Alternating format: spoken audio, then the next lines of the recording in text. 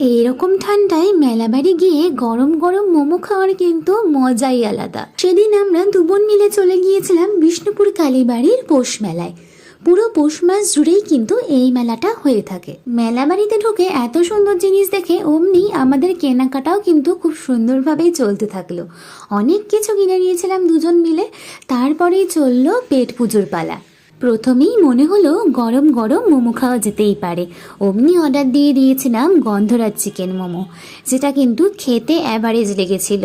আমরা যতটা এক্সপেক্ট করেছিলাম সেরকম মোটেও ছিল না। তারপর চোখ চলে গেল ভেলপুরির সাথে ললিপপের দিকে।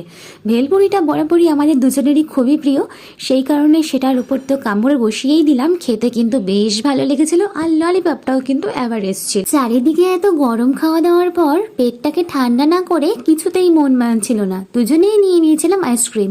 আমাদের মতো কারা কারা তোমরা এরকম ঠান্ডায় আইসক্রিম খেতে ভালোবাসো অবশ্যই কিন্তু কমেন্টসে জানিও। সব শেষে কটন ক্যান্ডির সাথে আচার নিয়ে চলে এলাম বাড়ি।